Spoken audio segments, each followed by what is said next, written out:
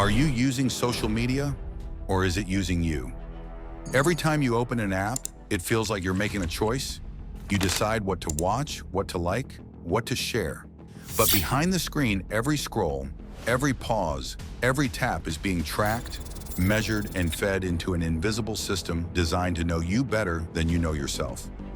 What seems like a harmless habit, checking notifications, swiping through videos, refreshing your feed, is not random. It's the result of years of psychological engineering. These platforms don't just wait for your attention, they fight for it, manipulating your impulses in ways you can't see. We believe we're in control of our devices, but the truth is unsettling. Our devices may already be in control of us. Social media doesn't just entertain you, it's engineered to keep you trapped. The algorithms behind every platform are carefully designed to maximize one thing: your time on screen. The longer you stay, the more ads you see, and the more valuable you become. That's why nothing ever really ends.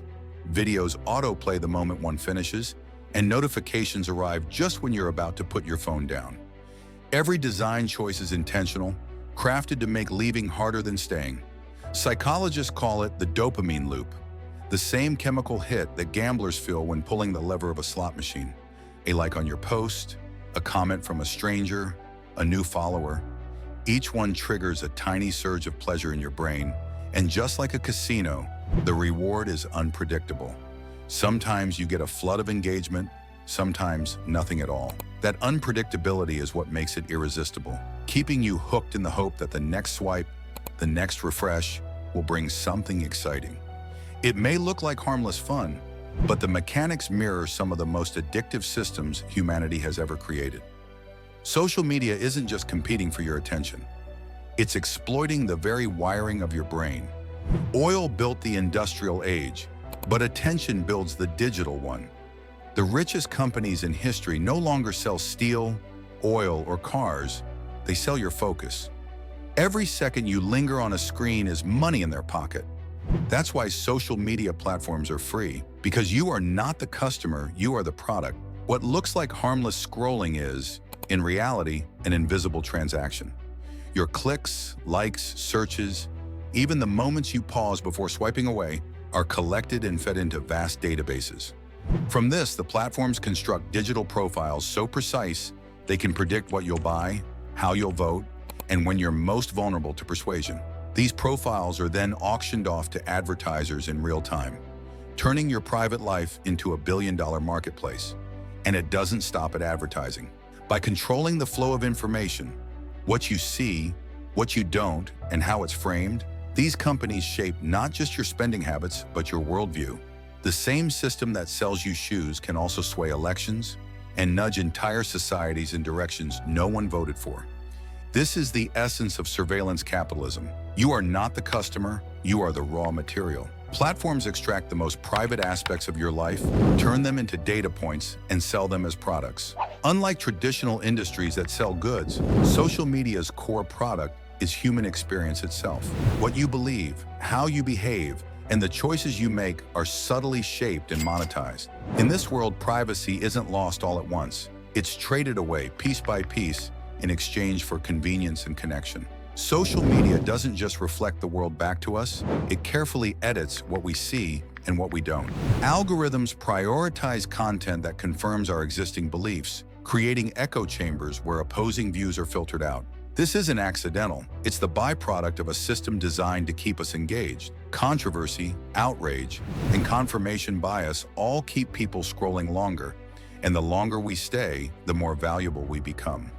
Over time, our feeds stop being a window to the world and turn into mirrors, reflecting only the version of reality the algorithm thinks we want to see. Inside these bubbles, misinformation spreads faster than truth. Studies have shown that false news, especially when emotionally charged, travels more quickly across networks than verified facts. Political campaigns and interest groups exploit this dynamic, planting narratives designed to divide and provoke. The infamous Cambridge Analytica scandal showed how personal data could be weaponized to micro-target voters with tailored propaganda. Messages crafted not to inform, but to manipulate behavior. And it doesn't stop at politics.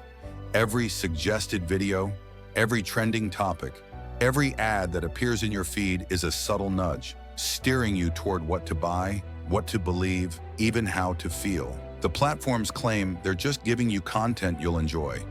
In reality, they're training your thoughts and actions to align with whatever keeps you online and whatever their advertisers are paying for. Over time, free will doesn't disappear.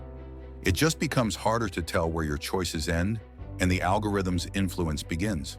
One of the most infamous examples of social media's hidden power came with the Facebook Cambridge Analytica scandal. Millions of users' data were harvested without consent and used to build psychological profiles, allowing political campaigns to deliver hyper-targeted messages. These weren't generic ads. They were crafted to exploit fears, insecurities, and beliefs at the individual level. The result was an invisible form of manipulation that tilted the democratic process, showing just how vulnerable elections can be when private data is weaponized. On another front, TikTok has raised growing concerns that go beyond entertainment. The app's algorithm is remarkably effective at serving content that keeps users hooked, but questions remain about how that power could be used geopolitically. Governments and security experts worry about the vast amounts of data collected by TikTok: location, device information, personal interests, and the possibility that it could be accessed or influenced by foreign powers. In a world where narratives spread faster online than through traditional media, control of a platform like TikTok becomes more than a business asset. It becomes a geopolitical tool. Then there's Instagram, often portrayed as a harmless photo-sharing app.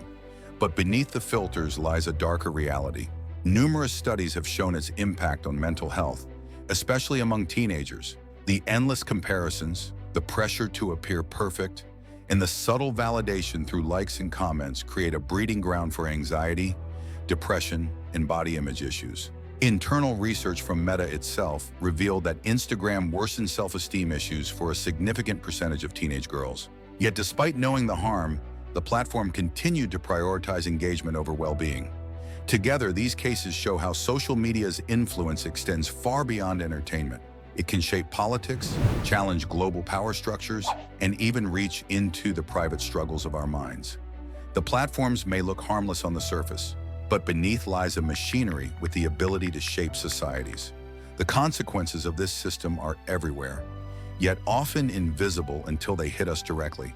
Social media addiction has become one of the defining features of modern life. People spend hours glued to screens, not out of conscious choice, but because the design makes it nearly impossible to stop. Concentration has fractured, attention spans have shortened, and many find it harder than ever to focus on work, relationships, or even themselves without the constant pull of notifications. But the damage doesn't stop at the individual level. Entire societies are being reshaped. Algorithms that prioritize outrage and division deepen existing fractures, pushing people further into polarized camps. What used to be simple disagreements can now spiral into cultural wars, fueled by platforms that thrive on conflict because conflict keeps people online. In this way, social media isn't just reflecting society's divisions, it is actively intensifying them. Privacy, once considered a basic right, has all but dissolved. Every click, every message, every movement contributes to a digital identity that belongs less to you and more to the companies extracting it.